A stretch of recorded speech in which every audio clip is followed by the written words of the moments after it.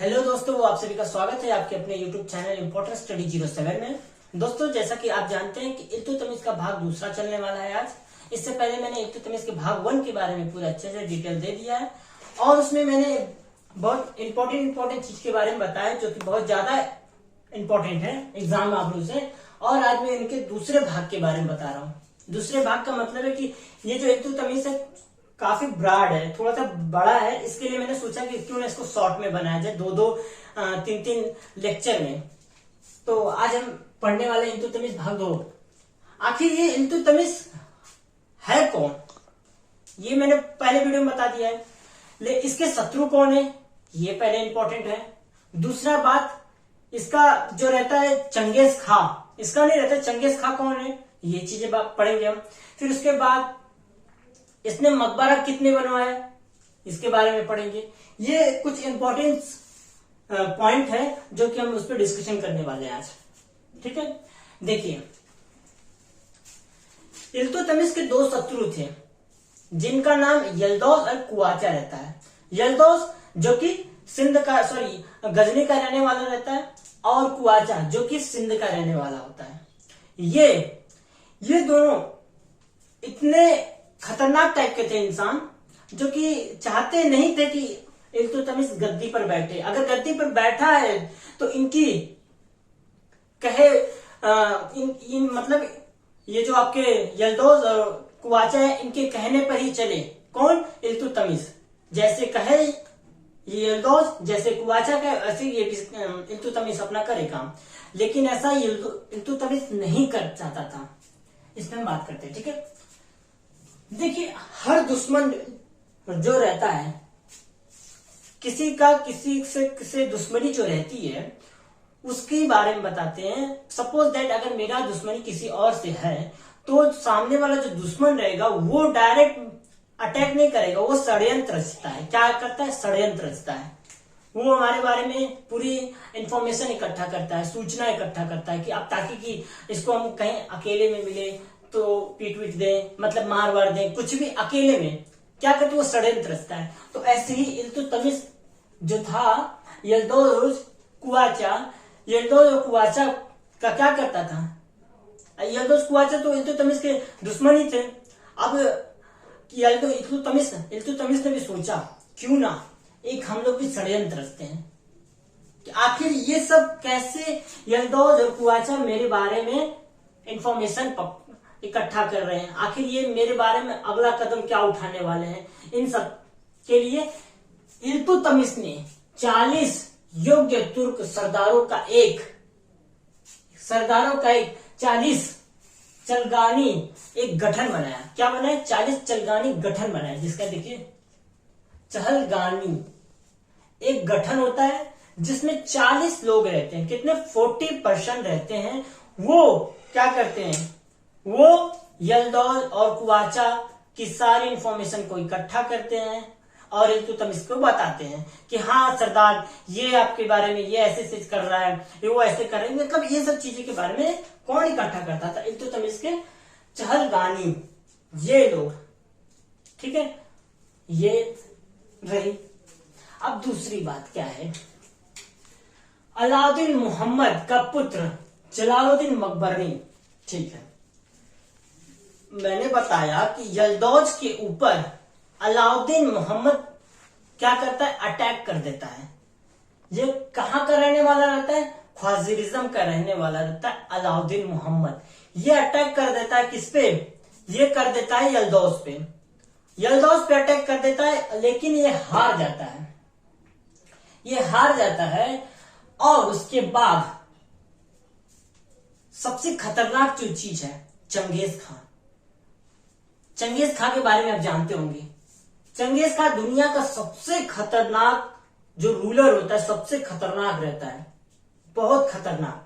इसके बारे में अगर कुछ भी बोले तो कम ही है, इतना खतरनाक रहता था। चलते चलते सबको मारता था, ये इतना खतरनाक था। जिस रास्ते से गुजरता था, जो गांव पड़ता था, साफ कर देता था। ये कौन था? चंगेज खां था। इतना खतरनाक टाइप का इंसान था। चलिए देखिए, अब हम चंगेज खां के बारे में बात करेंगे। आखिर चंगेज खां भारत क्यों आना चाहता था? अगर भारत आता चंगेज खां तो शायद हम ये इल्तुतमिश का इतिहास ना पढ़ते, हम किसी और का इतिहास पढ़ते, क्योंकि चंगेज खां इतना खतरनाक था, वो किसी को भी मार देता था, उससे पूरी दुनिया डरती थी, लगभग आधी ज्यादा दुनिया डरती थी उससे। किससे? चंगेज खां से। देखिए 1221 ईस्वी में चंगेज खां खज़ारिज्म पे अटैक कर देता है। तो जब अटैक कर देता है तो वहां का जो रूलर शासक रहता है, कौन रहता है?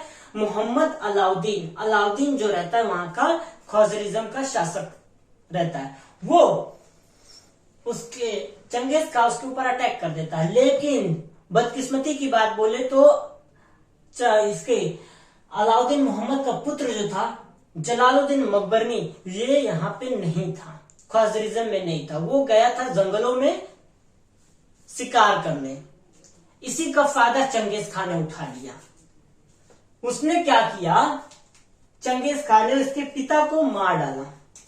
इसके पिता को मार डाला, वहां के लोगों को पूरी तरह से तहस नहस कर दिया, वहां की सब चीज। वो क्या करता था? जिस रास्ते से जिधर भी जाता था वो सबको तहस नहस कर देता था, गांव से बड़े बड़े गांव को जला देता था, शहरों को जला देता था। वो ये चंगेज खां था, ठीक है। तो जलालुद्दीन मकबरनी जब आता है चंगेज खां, जलालुद्दीन मकबरनी अपने ख्वाजरिज्म आता है, तो चंगेज खां को इस बात का पता चल जाता है कि अलाउद्दीन मोहम्मद का पुत्र जलालुद्दीन मकबरनी ख्वाजरिज्म में आया है, तो क्यों ना इसको भी हम इसी वक्त खत्म कर देते हैं। वो चाहता था कि पूरी तरह से गद्दी पर शासन करें। कौन? चंगेज खां। लेकिन जलालुद्दीन मकबरनी तो था ही नहीं, वो आया बाद में। आया तो उसको इस बात का पता चल गया था कि यहाँ पे खज़ारिज्म पे दुनिया का सबसे खतरनाक व्यक्ति जो है कि चंगेज खां, उसने अटैक किया है। किसने अटैक किया? चंगेज खां ने अटैक किया। इस बात का जब उसको पता लगता है तो वो भाग जाता है दिल्ली की तरफ, भारत।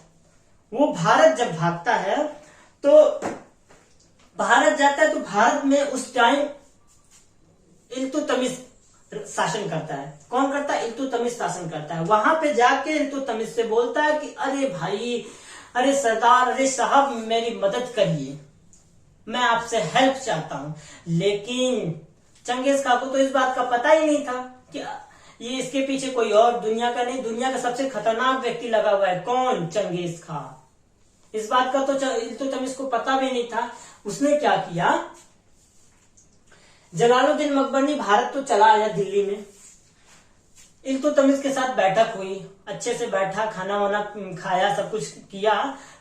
तब इल्तुतमिश को जब पता चला कि अरे आप, उसने पूछा कि अरे सरदार, आप क्यों भाग के आए हैं? अरे साहब, आप क्यों भाग के आए हैं वहां से, ख्वाजरिज्म से? तो उसने बताया कि मैं इसलिए भाग के आया हूं क्योंकि मेरे पीछे चंगेज खां लगा हुआ है। तो भाई चंगेज खां का नाम सुनते ही इल्तुतमिश को भी होश उड़ गया, उसका भी होश उड़ गया। तो इल्तुतमिश ने सोचा कि अरे बाप रे बाप, अब मैं किसके पीछे पड़, ये मेरे पास कौन आ गया। इल्तुतमिश को भी इस बात का पता था कि दुनिया का सबसे खतरनाक शासन करने वाला जो है चंगेज खां, वो बहुत खतरनाक है। अगर वो भारत में आ जाएगा तो हम सबको तो साफ कर देगा, इस बात का पता था। लेकिन इल्तुतमिश ने क्या किया? इल्तुतमिश ने क्या किया कि जलालुद्दीन मकबरनी का हेल्प करने, सहायता करने से साफ तौर पे मना कर दिया। वो इसलिए वो मना भी नहीं किया।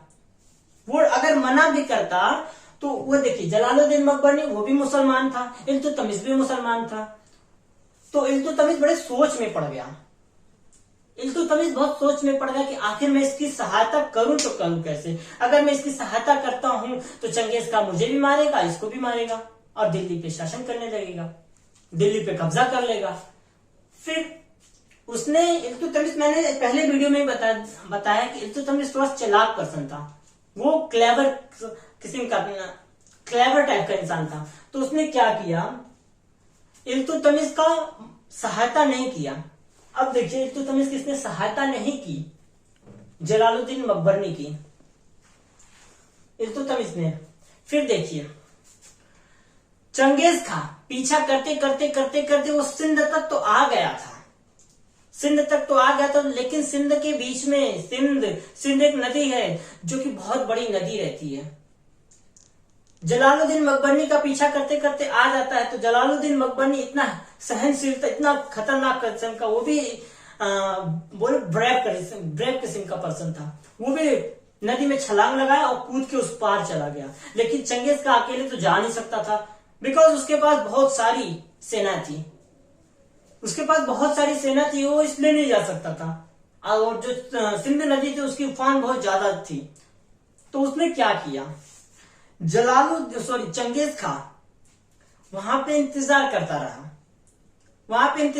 रहा। वहां के लोगों ने चंगेज खान के साथ जो लोग थे, साधु संत भी रहा करते थे। ज्योतिष की जो ज्यादा विशेषज्ञ थे वो भी उनके साथ जाया करते थे। तो देखिए क्या हुआ, चंगेज खान भारत में ना आने का उसका रीजन क्या था कि वो उसके साथ जो ज्योतिष थे उन्होंने क्या किया कि हिरण का चमड़ा जलाया। जब चमड़ा जलाने के बाद उनको पता चला कि उसकी जो धुआं थी किसी और तरफ जा रही थी, महक कोई और था। इसके वजह से उन्होंने कहा कि सरदार अब हमें इस भारत में नहीं जाना चाहिए, ये सही मौका नहीं है भारत में जाने का। इसलिए चंगेज खान वहां से वापस चला जाता है, सिंध नदी के पास से ही वापस चला जाता है। ठीक है, अब फिर मैं कुछ और कहानी बता देता हूं इसके बारे में कि एक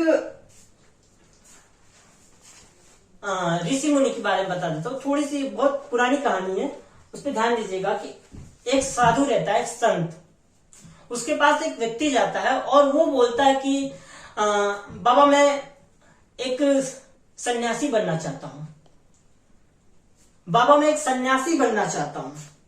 तो बाबा ने बोला कि तू सन्यासी इसलिए क्यों बनना चाहता है? तो वो बोलता है कि बाबा मैं सन्यासी इसलिए बनना चाहता हूं कि देश दुनिया की मोह माया से मैं बचना चाहता हूं। तो उस बाबा ने बोला कि अभी भी तेरे पास मोह माया है। किसने बोला? बाबा ने बोला कि अभी भी तेरे पास वो मोह माया है जो तुझे लोगों से जोड़ के रखा हुआ है। तो इस बात का उसने बोला ठीक है बाबा, मैं अब क्या करता हूं, इस मोह माया से दूर हो रहता हूं। तो बाबा ने बोला ठीक है, अब तुम क्या करो। तो फिर उसने क्या बोला कि ठीक है मैं बाबा आपके साथ रहना चाहता हूं। तो बाबा ने बोला ठीक है। धीरे धीरे करते करते 2-4 साल बीते, 5 साल बीते, 10 साल 12 साल हो गए, बीत गए। तो उसको लगा कि मुझे बेनिफिट तो नहीं हो रहा है, जो बाबा के पास आया था उसको बेनिफिट ही नहीं हो रहा था। उसको लग रहा था कि मुझे कोई फायदा ही नहीं हो रहा है, ये बाबा जो है अपने फायदा के लिए मुझे रखे हैं, अपना काम करवा रहे हैं। तो उसने क्या किया कि बाबा से बोला कि बाबा मैं अब जाना चाहता हूं। कौन बोलता है? जो सन्यासी बनने आया था वो बोलता है कि बाबा मैं जाना चाहता हूं। तो बाबा बोलते ठीक है चले जाओ, अब चले जाओ। तो वो जाता है, एक गांव में जाता है।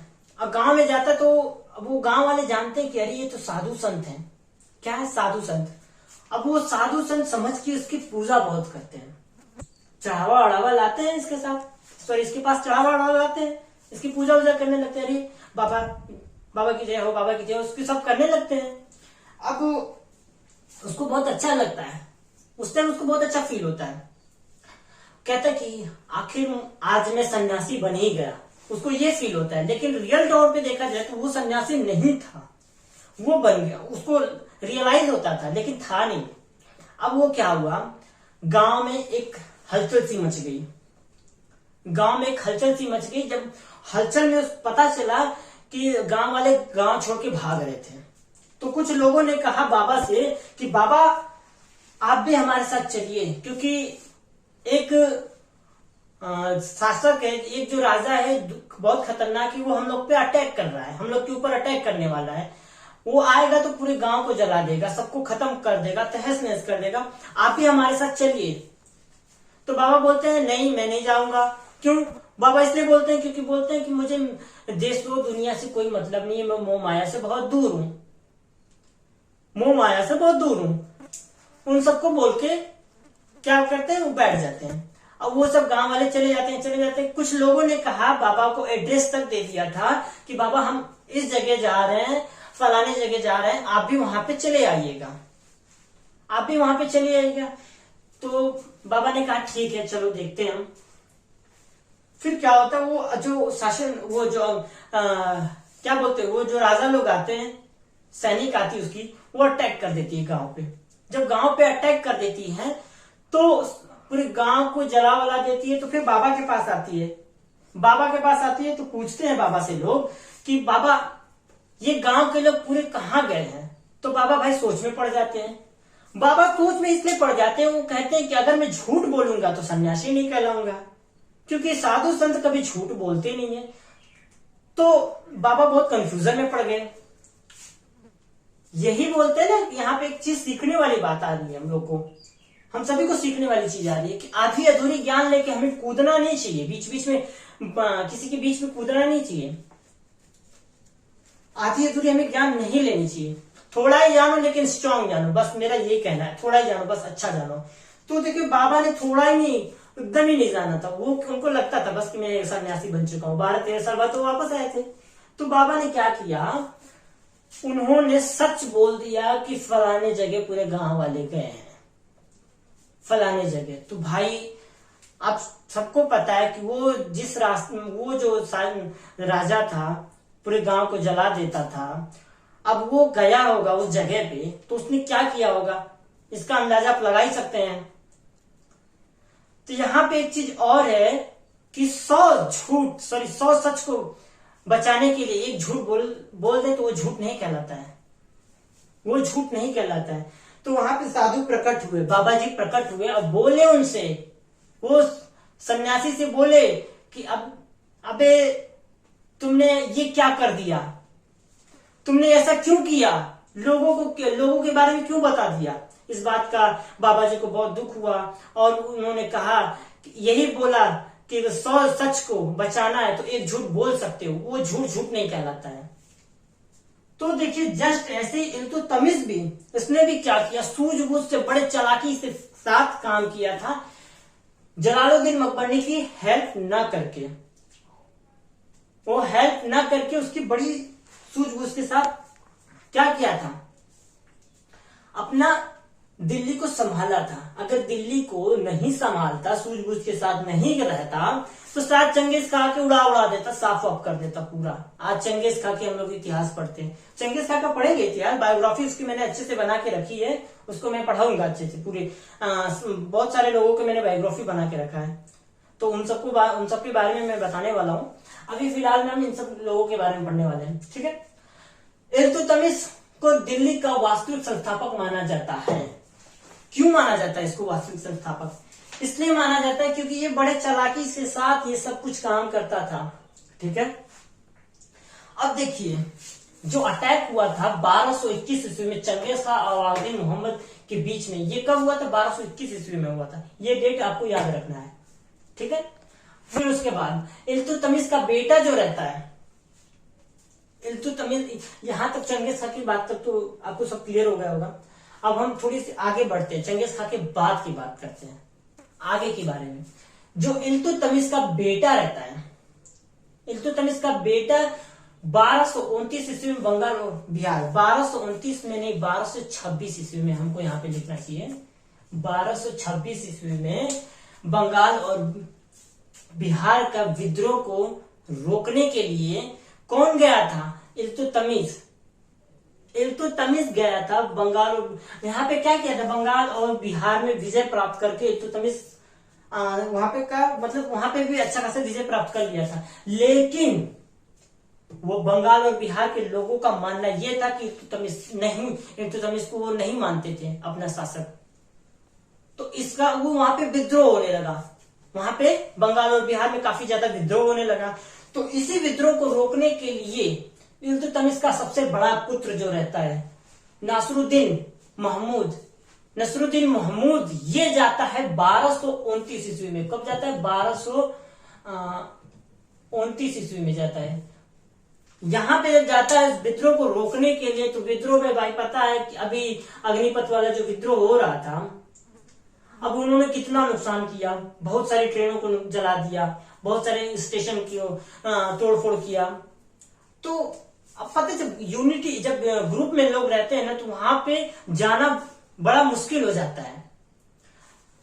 तो ये तो गए साहब, ये साहब का इनको भी टपका दिए सब उधर ही। अब आए हैं आप रोकने के लिए, किसको बोले? बंगाल और बिहार के लोगों ने बोला, नसरुद्दीन महमूद को बोला कि आप आए यहाँ पे रोकने के लिए, इनको खत्म कर दिए, वहीं से उड़ा दिए, सब साफ कर दिए इनको भी। इस बात का जब उनको पता चला इल्तुतमिश को, तो बहुत तकलीफ हुआ। बड़ी तकलीफ हुई इल्तुतमिश को। इस बात का तकलीफ हुआ क्योंकि इल्तुतमिश का सबसे बड़ा पुत्र था, अगली गद्दी पे यही बैठने वाला था, ठीक है। फिर इसी की याद में मकबरा बनवाता है। कौन बनवाता है? इल्तुतमिश बनवाता है। मकबरों का पिता किसे कहा जाता है? गुंबदों का पिता इल्तुतमिश को कहा जाता है। 1229 ईस्वी में, 1231 ईस्वी में एक मकबरा बनवाता है। कौन बनवाता है? इल्तुतमिश बनवाता है, ठीक है। किसके याद में? नसरुद्दीन महमूद की याद में बनवाता है। ओके, यहां तक तो आपको क्लियर हो चुका होगा। अब हम नेक्स्ट पे आते हैं। अब यहां तक तो सारी बातें क्लियर हो चुकी है। अब हम आते हैं कि आर्थिक नीति कैसी थी, किसकी? इल्तुतमिश की। आर्थिक नीति कैसी थी? आर्थिक नीति मतलब वो जो पैसे वैसे की कैसा वो बंदोबस्त करता था, अपने सेनाओं को कैसे चलाता था, क्योंकि इसके पास भी काफी ज्यादा सेना थी और ये दिल्ली का शासक था। बहुत बड़ी क्षेत्र में दिल्ली थी, दिल्ली के आसपास भी बहुत जो क्षेत्र थे वो सब, मतलब वहां के बहुत ज्यादा लोग थे। तो आर्थिक नीति के बारे में कहा जाता है। इसको मुद्रा विशेषज्ञ के नाम से भी जाना जाता है, मुद्रा विशेषज्ञ के नाम से। इसमें क्या होता है कि इल्तुतमिश ने शुद्ध चांदी के सिक्के चलवाए थे। टंकी के नाम से जाना जाता है। क्या? टंकी। यह जो टंकी के नाम से जाना जाता है, टंके को ही सिक्का कहा जाता है। किसने चलवाया था? शुद्ध चांदी के सिक्के इल्तुतमिश ने चलवाया था। ओके, यहां तक क्लियर हो चुका। दूसरा क्या है? इक्केदारी व्यवस्था, यानी कि भूमि का टुकड़ा। भूमि का टुकड़ा, बड़े बड़े लोगों से भूमि ले लेते थे। ये बहुत जब जो बड़ी बड़ी भूमियां हुआ करती थी, भूमि यानी कि खेत जमीनों में हुआ करता था, तो वहां पे क्या करते थे? ये इल्तुतमिश बड़े बड़े अमीरों को दे देता था और देने के बाद वहां पे बोलता था कि वहां कैसे चलाना है। वहां पे प्रशासनिक व्यवस्था बनाता था और राजस्व व्यवस्था। वहां पे सेनाओं को रखता था, सेनाओं को खटाता था और मतलब वहां से जो पैसा वैसा होता था सबको डिस्ट्रीब्यूट करता था। फिर वहां पे राजस्व व्यवस्था, वहां पे पैसों की व्यवस्था भी बंदोबस्त बराबर करता था। ओके, यहां तक ठीक है। देखिए, ये सब क्लियर हो चुका। और दूसरी बात क्या है कि जो इल्तुतमिश की सेना थी उसको किस नाम से जाना जाता था? सबसे इंपॉर्टेंट बात है कि इल्तुतमिश की सेना को किस नाम से जाना जाता था? हस्म ए सुल्तान, हस्म कल्ब के नाम से जाना जाता था। एक चीज ये, और दूसरा किस नाम से जाना जाता था? कलब ए सुल्तान। कलब ए सुल्तान के नाम से जाना जाता था। किसको? इल्तुतमिश के सेनाओं को जाना जाता था। ये चीजें सही रही, क्लियर होगा, ठीक है। अब दूसरा, जो दिल्ली था, दिल्ली को किस नाम से उस टाइम जाना जाता था? हजरते दिल्ली कहा जाता था। क्या कहा जाता था? हजरते दिल्ली। बड़े प्यार से लोग बोलते थे हजरते दिल्ली। क्यों? क्योंकि इल्तुतमिश वहां का शासक, राजा रहता था दिल्ली का। वास्तविक संस्थापक भी इसे कहा जाता है, इसलिए इसे हजरते दिल्ली भी कहा जाता था प्यार से। ओके, ये चीजें क्लियर हुई। दूसरा, यहां पे आते हैं। अब इल्तुतमिश को सुल्तान की उपाधि कब मिली? बगदाद के जो खलीफा थे, गवर्नर थे, उन्होंने इल्तुतमिश को क्या कहा था? वास्तविक संस्थापक और वास्तविक सुल्तान भी कहा था इनको। दिल्ली का वास्तविक सुल्तान, वास्तविक संस्थापक बगदाद के खलीफा ने कहा था। और बगदाद के खलीफा ने एक प्रमाण दिया था। प्रमाण देने के बाद ही उनको पता चला था कि उन्होंने घोषित किया था कि ये दिल्ली का वास्तविक संस्थापक है। ओके, और दूसरा क्या है? जो गवर्नर थे उन्होंने दो चीज दिया था, छद और चंदोबा। छत मतलब छत, छत नहीं, वो छतरी होता था। छतरी जो राजा के साथ जो छतरी चलती थी, इल्तुतमिश की शासन से स्टार्ट हुआ था। इल्तुतमिश के शासन से स्टार्ट हुआ था। जो क्यों? क्योंकि बगदाद के गवर्नर ने ये चीज दिया था, छतरी।